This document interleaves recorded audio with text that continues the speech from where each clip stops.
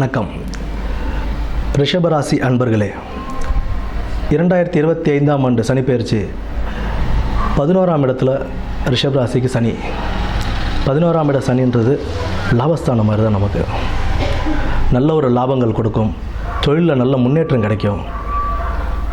வாழ்க்கையில் இத்தனை நாள் பட்ட கஷ்டங்களுக்கு ஒரு உயர்வான ஒரு இடம் கிடைச்ச ஒரு நிலை தான் 11ஆம் இடத்து சனி அப்படின்றது.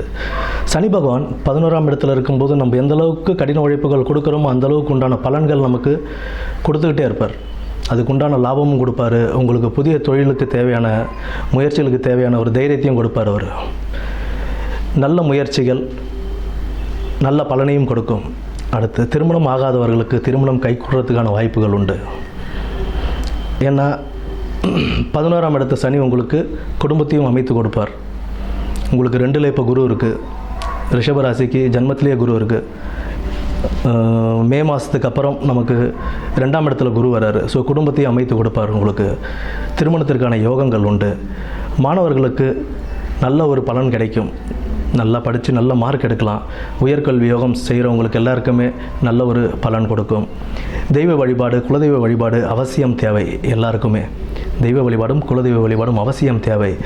இதில் என்ன அப்படின்னா 11ஆம் இடத்து சனி உங்களுக்கு தொழிலில் நல்ல முன்னேற்றம் கொடுத்து நீங்கள் செய்கிற தொழிலில் நல்ல லாபத்தையும் கொடுப்பார். இப்போ நீங்கள் ஒரு தொழில் செஞ்சிட்ருக்கீங்க, அதுக்கு தகுந்த அதில் சார்ந்த ஒரு தொழிலை நீங்கள் மறுபடியும் விரிவடைச்சிக்கலாம். செய்யும் தொழிலை விரிவடைய செய்யலாம்.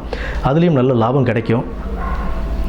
பின்னர் நமக்கு உங்களுக்கு யோகாதிபதியும் பாதகாதிபதியும் இவர் தான், சனி பகவான் தான். அதனால் ரிஷபத்தை பொறுத்த வரைக்கும் சனி கெடுதல் செய்ய மாட்டார்.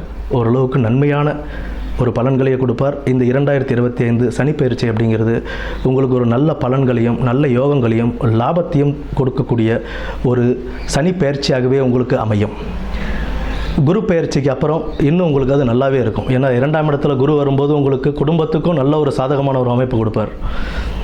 இந்த மார்ச் மாதத்திற்கு பிறகு மே மாதம் வரை உங்களுக்கு அந்த சனியும் ராகுவும் மீனத்தில் இருக்கிறதுனால 11ஆம் இடத்துல இருக்கிறதுனால கொஞ்சம் உடல் உபாதைகள் கொடுக்குமே தவிர அதனால் பயப்பட வேண்டிய அவசியங்கள் இல்லை. கொஞ்சம் உடல் உபாதைகள் மட்டும் கொடுக்கும். அதற்குண்டான தீர்வுகளை நீங்கள் பார்த்துக்கிட்டு நல்லபடியாக இருந்தால் யோகமான சனிப்பெயர்ச்சியாகவே உங்களுக்கு அமையும் ரிஷபராசிக்காரர்களுக்கு.